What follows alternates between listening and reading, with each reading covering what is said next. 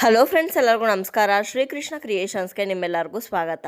ಇವತ್ತಿನ ಈ ವಿಡಿಯೋದಲ್ಲಿ ಅಕ್ಷಯ ತೃತೀಯದ ದಿವಸ ಚಿನ್ನವನ್ನು ಕೊಂಡ್ಕೊಳ್ಳೋದಕ್ಕೆ ಆಗದೇ ಇರೋರು ಚಿನ್ನಕ್ಕೆ ಸಮನಾದಂತಹ ವಸ್ತುಗಳು ಅಂದರೆ ಲಕ್ಷ್ಮಿಗೆ ಪ್ರಿಯವಾಗಿರುವಂಥ ವಸ್ತುಗಳು ಯಾವುದನ್ನು ಮನೆಗೆ ತಂದರೆ ಶುಭದಾಯಕ ಅನ್ನೋದನ್ನು ಈ ವಿಡಿಯೋದಲ್ಲಿ ತಿಳಿಸ್ಕೊಡ್ತಾ ಇದ್ದೀನಿ. ಹಾಗಿದ್ರೆ ಬನ್ನಿ, ಇನ್ಯಾಕೆ ತಡ, ಅಕ್ಷಯ ತೃತೀಯ ದಿವಸ ಯಾವ ವಸ್ತುಗಳನ್ನು ಮನೆಗೆ ತರ್ಬೋದು, ಯಾವ ವಸ್ತುಗಳನ್ನು ಮನೆಗೆ ತರಬಾರ್ದು ಅನ್ನೋದನ್ನು ತಿಳ್ಕೊಳ್ಳೋಣ. ಅಕ್ಷಯ ತೃತೀಯ ಅನ್ನೋದು ಬಹಳನೇ ವಿಶೇಷವಾದಂತಹ ದಿವಸ. ಈ ದಿವಸ ಕೃಷ್ಣ ದ್ರೌಪದಿಗೆ ಅಕ್ಷಯ ಪಾತ್ರೆಯನ್ನು ಕೊಟ್ಟಂತಹ ದಿನ. ಅಷ್ಟೇ ಅಲ್ಲದೆ ಕುಚೇಲ ಕುಬೇರ ಆದಂತಹ ದಿನ ಅಂತಲೂ ಕೂಡ ಹೇಳಲಾಗತ್ತೆ. ಹಾಗಾಗಿ ಈ ದಿನ ಯಾವುದೇ ಒಂದು ಶುಭ ಕಾರ್ಯವನ್ನು ಅಥವಾ ಯಾವುದಾದ್ರೂ ಒಂದು ಒಳ್ಳೆ ಕೆಲಸವನ್ನು ಆರಂಭ ಮಾಡೋದಾಗಿರ್ಬೋದು, ಅಥವಾ ಬೆಲೆ ಬಾಳುವಂತಹ ವಸ್ತುಗಳಾದ ಚಿನ್ನ, ಬೆಳ್ಳಿ, ಆಸ್ತಿ ಇವುಗಳನ್ನೆಲ್ಲ ಕೊಂಡ್ಕೊಳ್ಳೋದಾಗಿರ್ಬೋದು ತುಂಬಾ ವಿಶೇಷ, ತುಂಬಾ ಶ್ರೇಷ್ಠ ಅಂತ ಹೇಳ್ತಾರೆ. ನೀವು ಯಾವ ವಸ್ತುಗಳನ್ನು ಅವತ್ತಿನ ದಿವಸ ಕೊಂಡ್ಕೊಳ್ತೀರೋ ಅವೆಲ್ಲವೂ ಕೂಡ ಅಕ್ಷಯವಾಗಿ ನಿಮ್ಮ ಹತ್ರ ಶಾಶ್ವತವಾಗಿ ಉಳಿಯುತ್ತೆ ಅಂತಲೂ ಕೂಡ ಹೇಳಲಾಗತ್ತೆ. ಹಾಗಾಗಿನೇ ಈ ಅಕ್ಷಯ ತೃತೀಯ ದಿವಸ ಹೆಚ್ಚಾಗಿ ಚಿನ್ನವನ್ನು, ಬೆಳ್ಳಿಯನ್ನು ಖರೀದಿ ಮಾಡ್ತಾರೆ. ಆದರೆ ಪ್ರತಿಯೊಬ್ಬರಿಗೂ ಕೂಡ ಚಿನ್ನವನ್ನು ಖರೀದಿ ಮಾಡೋ ಅಷ್ಟು ಶಕ್ತಿ ಇರೋದಿಲ್ಲ. ಅಂಥವ್ರು ಏನು ಮಾಡಬೇಕು ಅಂತ ಕೇಳೋದಾದರೆ, ಚಿನ್ನಕ್ಕೆ ಸಮನಾದಂಥ ಅಥವಾ ಲಕ್ಷ್ಮಿಗೆ ಅತ್ಯಂತ ಪ್ರಿಯವಾಗಿರುವಂಥ ವಸ್ತುಗಳನ್ನು ನೀವು ಮನೆಗೆ ಕೊಂಡ್ಕೊಂಡು ತೊಗೊಂಡು ಬರ್ಬೋದು. ಅದು ಯಾವ ಯಾವ ವಸ್ತುಗಳು ಅಂತ ಇವಾಗ ತಿಳಿಸ್ಕೊಡ್ತೀನಿ. ಮೊದಲನೇದಾಗಿ ಕಲ್ಲುಪ್ಪು. ಕಲ್ಲುಪ್ಪು ಲಕ್ಷ್ಮಿಯ ಸಂಕೇತ. ಕಲ್ಲುಪ್ಪು ನಮಗೆ ಸಮುದ್ರದಲ್ಲಿ ಸಿಗುತ್ತೆ. ಹಾಗೆ ಲಕ್ಷ್ಮಿಯೂ ಕೂಡ ಸಮುದ್ರ ಮಂಥನ ಮಾಡುವಾಗ ಹುಟ್ಟಿದವಳು ಅನ್ನೋ ಕಾರಣಕ್ಕೋಸ್ಕರ ಈ ಕಲ್ಲುಪ್ಪನ್ನು ಅಕ್ಷಯ ತೃತೀಯ ದಿವಸ ಮನೆಗೆ ತಗೊಂಡು ಬಂದು ತಂದಿರೋ ಅಂಥ ಆ ಕಲ್ಲುಪ್ಪಿನ ಪ್ಯಾಕೆಟನ್ನು ದೇವ್ರ ಮನೆಯಲ್ಲಿಟ್ಟು ಪೂಜೆ ಮಾಡಿ ಆನಂತರ ನೀವು ಎತ್ತಿಟ್ಕೊಳ್ಬೋದು. ಅದೇ ರೀತಿಯಲ್ಲಿ ಗೋಧಿ, ಬೇಳೆ, ಬೆಲ್ಲವನ್ನು ಕೂಡ ನೀವು ಅವತ್ತಿನ ದಿವಸ ಖರೀದಿ ಮಾಡ್ಬೋದು. ಹಾಗೆ ಲಕ್ಷ್ಮಿಗೆ ಪ್ರಿಯವಾಗಿರುವಂಥ ತುಪ್ಪವನ್ನು ಅವತ್ತಿನ ದಿವಸ ನೀವು ಕೊಂಡುಕೊಂಡು ಮನೆಗೆ ತಗೊಂಡು ಬರ್ಬೋದು. ಅರ್ಶಿಣದ ಕೊಂಬಾಗಲಿ ಅಥವಾ ಅರ್ಶಿಣದ ಪುಡಿಯನ್ನಾಗಲಿ ಅವತ್ತಿನ ದಿವಸ ನೀವು ಮನೆಗೆ ತಗೊಂಡು ಬರ್ಬೋದು. ಇದೆಲ್ಲವೂ ಕೂಡ ಪ್ರತಿನಿತ್ಯ ನೀವು ಮನೆಯಲ್ಲಿ ಬಳಕೆ ಮಾಡುವಂಥ ವಸ್ತುಗಳಾಗಿರೋದ್ರಿಂದ ಇದೇನು ಹೆಚ್ಚು ಬೆಲೆನೂ ಕೂಡ ಇಲ್ಲ. ಹಾಗಾಗಿ ನೀವು ಮನೆಗೆ ತೊಗೊಂಡು ಬಂದು ಅದನ್ನು ಇಟ್ಕೊಳ್ಬೋದು ಅಕ್ಷಯ ತೃತೀಯ ದಿವಸ. ಇನ್ನು ಚಿನ್ನದ ಬದಲಾಗಿ ಮಣ್ಣಿನ ಮಡಿಕೆಯನ್ನು ನೀವು ತಗೊಂಡು ಬಂದರೆ ಮನೆಗೆ ತುಂಬಾ ಒಳ್ಳೆಯದು.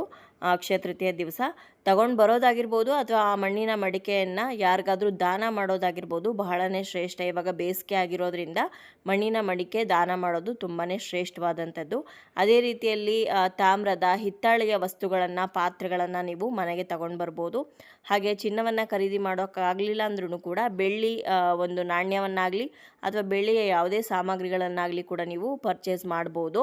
ಇನ್ನು ಪೂಜೆಯಲ್ಲಿ ಲಕ್ಷ್ಮಿಗೆ ಪ್ರಿಯವಾಗಿರುವಂಥ ವಸ್ತುಗಳನ್ನು ಬಳಸ್ತೀವಲ್ವ ನಾವು, ಏಲಕ್ಕಿ ಆಗಿರ್ಬೋದು, ಲವಂಗ ಆಗಿರ್ಬೋದು, ಹಾಗೆ ಅದೇ ರೀತಿಯಲ್ಲಿ ಕವಡೆ, ಗೋಮತಿ ಚಕ್ರ, ಶಂಖ, ಕಮಲದ ಬೀಜ ಇವುಗಳನ್ನು ಕೂಡ ನೀವು ಮನೆಗೆ ತಗೊಂಡು ಬಂದಿಟ್ಟು ಪೂಜೆಗೆ ಬಳಸ್ಕೋಬೋದು ಲಕ್ಷ್ಮೀ ಪೂಜೆ ಮಾಡುವಾಗ.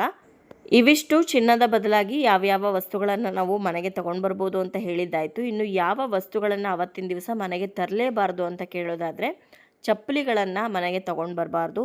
ಅದೇ ರೀತಿಯಲ್ಲಿ ಶಾರ್ಪ್ ಆದಂಥ ಅಂದರೆ ಚೂಪಾದಂಥ ವಸ್ತುಗಳು, ಕತ್ತರಿ ಆಗಿರ್ಬೋದು, ಚಾಕು ಆಗಿರ್ಬೋದು, ಸೂಜಿ ಆಗಿರ್ಬೋದು, ಈ ರೀತಿಯಾದಂತಹ ಶಾರ್ಪ್ ಐಟಮ್ಸ್ನ ಮನೆಗೆ ತೊಗೊಂಡು ಬರಬಾರ್ದು. ಕಬ್ಬಿಣದ ಐಟಮ್ಮು ಕೂಡ ಮನೆಗೆ ತೊಗೊಂಡು ಬರಬಾರ್ದು. ಅಂದರೆ ಕೆಲವೊಬ್ರು ಇವಾಗ ತಾಮ್ರ, ಹಿತ್ತಾಳೆ ಪಾತ್ರೆ ಹೇಳಿದ್ವಿ ಅಂತ ಸ್ಟೀಲ್ ಪಾತ್ರೆ ತೊಗೊಂಡು ಬರ್ತಾರೆ. ಸ್ಟೀಲು ಅದು ಕಬ್ಬಿಣಕ್ಕೆ ಸಮಾನ, ಹಾಗಾಗಿ ಸ್ಟೀಲ್ ಪಾತ್ರೆನ ಖರೀದಿ ಮಾಡಬೇಡಿ. ಇನ್ನು ಲೆದರ್ ಐಟಮ್ಸ್ನೂ ಕೂಡ ಅವತ್ತಿನ ದಿವಸ ಖರೀದಿ ಮಾಡಬಾರ್ದು. ಅಂದರೆ ಪ್ರಾಣಿಯ ಚರ್ಮದಿಂದ ಮಾಡಿರೋವಂಥ ಮೆಟೀರಿಯಲ್ಸ್ ಆಗಿರ್ಬೋದು, ಅದನ್ನು ಯಾವುದೇ ಕಾರಣಕ್ಕೂ ಪರ್ಚೇಸ್ ಮಾಡಬಾರ್ದು. ಆದಷ್ಟು ಅವತ್ತಿನ ದಿವಸ ನಿಮ್ಮ ಕೈಯಲ್ಲಿ ಎಷ್ಟು ಆಗುತ್ತೋ ಅಷ್ಟು ಬೇಕಾಗಿರೋವಂಥವ್ರಿಗೆ ದಾನವನ್ನು ಮಾಡಿ ತುಂಬಾ ಶ್ರೇಷ್ಠ.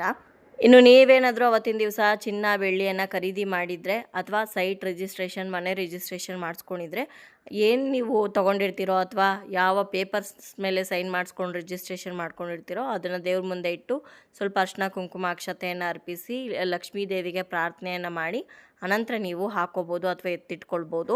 ನೋಡಿದ್ರಲ್ವ ಸ್ನೇಹಿತರೆ, ಇವತ್ತಿನ ಈ ವಿಡಿಯೋದಲ್ಲಿ ಚಿನ್ನವನ್ನು ಕೊಂಡ್ಕೊಳ್ಳೋದಕ್ಕಾಗದೇ ಇದ್ದವರು ಅಕ್ಷಯ ತೃತೀಯ ದಿವಸ ಯಾವ ವಸ್ತುಗಳನ್ನು ಮನೆಗೆ ತರ್ಬೋದು, ಹಾಗೆ ಯಾವ ವಸ್ತುಗಳನ್ನು ಮನೆಗೆ ತರಬಾರ್ದು ಅನ್ನೋದನ್ನು ತಿಳಿಸ್ಕೊಟ್ಟಿದ್ದೀನಿ. ಇವತ್ತಿನ ಈ ವಿಡಿಯೋ ನಿಮ್ಮೆಲ್ಲರಿಗೂ ಇಷ್ಟ ಆಗಿದೆ, ಉಪಯೋಗ ಆಗಿದೆ ಅಂತ ಭಾವಿಸ್ತೀನಿ. ವಿಡಿಯೋ ಇಷ್ಟ ಆಗಿದ್ರೆ ಲೈಕ್ ಮಾಡಿ, ಬೇರೆಯವ್ರಿಗೂ ಕೂಡ ಶೇರ್ ಮಾಡಿ. ಹಾಗೆ ನಿಮ್ಮ ಅನಿಸಿಕೆ, ಅಭಿಪ್ರಾಯವನ್ನು ಖಂಡಿತವಾಗ್ಲೂ ಕಮೆಂಟ್ ಮುಖಾಂತರ ಬರೆದು ತಿಳಿಸಿ. ಮತ್ತೊಂದು ಉಪಯುಕ್ತ ಪೂಜಾ ಮಾಹಿತಿಯೊಂದಿಗೆ ನಿಮ್ಮನ್ನ ಮತ್ತೆ ಭೇಟಿ ಆಗ್ತೀನಿ. ಅಲ್ಲಿಯವರೆಗೂ ಧನ್ಯವಾದಗಳು. ಲೋಕ ಸಮಸ್ತ ಸುಖಿನೋ ಭವಂತು.